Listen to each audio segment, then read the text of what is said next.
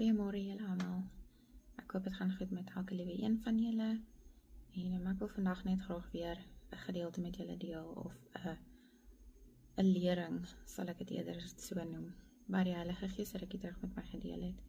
So ek deel dit graag vandag met julle, want ek dink hierdie is een van die moeilikste vrugte van die Gees. En ek dink ons almal sukkel of een of ander tyd met dit of op 'n gereelde basis daarmee. So mag hierdie boodskap vandag vir julle baie waarde heg en mag dit 'n impak in julle lewe maak en julle net so ietsie gee om te onthou en om 'n bietjie aan te dink. So, wag op die Here. Geduld is 'n luxury. Geduld is meeste van die tyd 'n luxury. Daai item wat meeste mense nie kan bekostig nie. Dit het die window shopping effek. Jy loop verby, loer daarna, maar kan dit nie bekostig nie.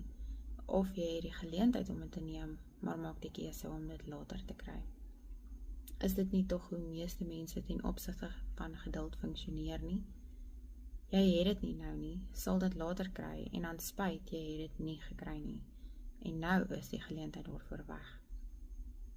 Talle teksverse in die Bybel praat en leer ikoniese mense en selfs Jesus van die belangrikheid van geduld.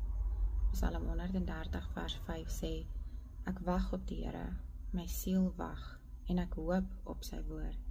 My siel wag op die Here, as wagters op die môre, wagters op die môre. Wag, hoe moet ek wag op die Here? Ek kan nie wag nie, ek het nou 'n antwoord nodig, 'n uitweg of 'n oplossing. Ek wil sê amper 80% van die tyd, as mense nie geduld toepas nie, is kans groot dat dinge nie gaan uitwerk op 'n suksesvolle standaard nie. Geduld is egter luxury. Menigte kere pak ons dinge aan en druk dit ryp, want dit moet nou gebeur. Dan kom die Heilige Gees en hy slaan so 'n bietjie weerstand op. Saggies sê hy vir 'n mens, wag op die Here, vertrou op die Here en wees geduldig. Onmiddellike respons is, ek kan nie nou nie, Here Jesus. Tyd is nie aan my kant nie, of dit is nood en dit moet nou opgelos of opgeklaar word. Weer saggies sê die Heilige Gees, vertrou my en wees geduldig. Ek weet wat ek doen en wat reg is vir jou.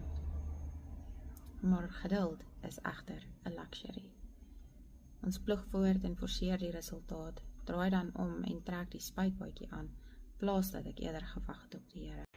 En die kosbare Heilige Gees kom nie na jou toe en sê, sien, ek het jou gesê nie. Hy kom vou jou toe en sê liefdevol met genade, toe maar my kind. Ek het jou, want ek